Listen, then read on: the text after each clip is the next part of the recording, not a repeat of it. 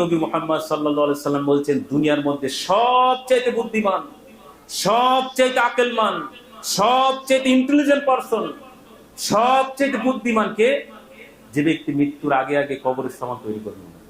আর আমার সমাজের বুদ্ধিমান কাকে বলা হয়? শর্ট টাইমের মধ্যে মোটামুটি বাড়ি গাড়িগুলো করে নিয়েছে, 2-10 বিঘে জমি করে নিয়েছে, একটু বেশ টাকা পয়সা হয়েছে, সমাজের কিছু একটা হলে যাও 5,000 দিয়ে দিলাম, একটু সমাজের মানুষের কাছে বোঝাচ্ছে আমার দুটো টাকা হয়েছে, যাও ঈদগার ময়দানে একটা অনুষ্ঠান করো, গোশ খিচুড়ি পয়সা আমি দিয়ে দেবো।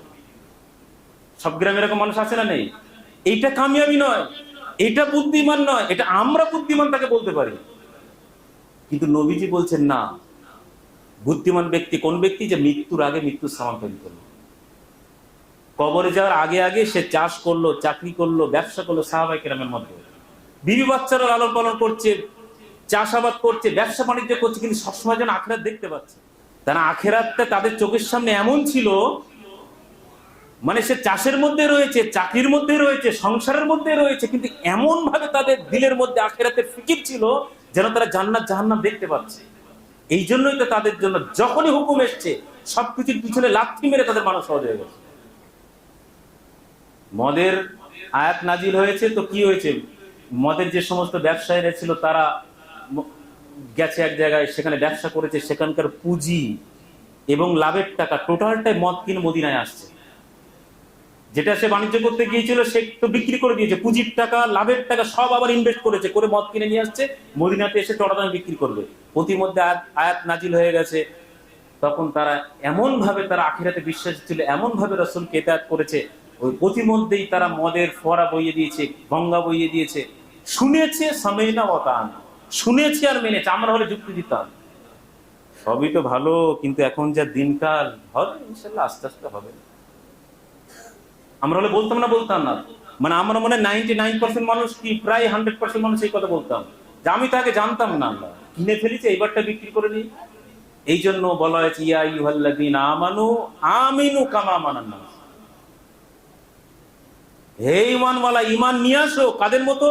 কামা আমানান নাস। তাফসীর দেখুন, এই আমানান নাস মানে সাহাবায়ে কেরামদেরকে বলা হয়েছে। পর্দার বিধান নাজিল হয়েছে, তো প্রতিমধ্যে এক মহিলা আসছে, এগুলো হায়াতুস সাহাবা, সাহাবীদের জীবনী করতে হবে। প্রতিমধ্যে চলাফেরা করছে, সে জেনে গেছে কমপ্লিট পর্দার বিধান নাজিল হয়ে গেছে, সঙ্গে সঙ্গে প্রতিমধ্যে একটা গাছের আড়ালে চলে গেছে, আরেকজনকে পাঠিয়েছে পর্দা নিয়ে এসে কমপ্লিটলি।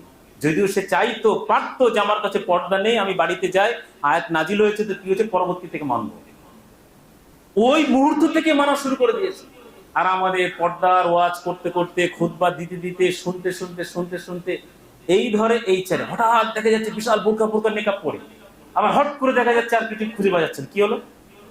এরা মানুষ আছে না, একটু পর্দার দিকে এগিয়ে আসে আবার পিছিয়ে চলে যায়। বরং যদি প্রকৃত আমাদের আখিরাতের বিশ্বাস থাকতো, তাহলে আমাদের আস্তে আস্তে আস্তে আস্তে উন্নতি হতো। তাদের সম্মানিত উপস্থিতি বোঝাতে চাইছিলাম, আল্লাহ সুবহানাহু ওয়া তাআলা দুনিয়াতে পাঠিয়েছেন পরীক্ষার জন্য।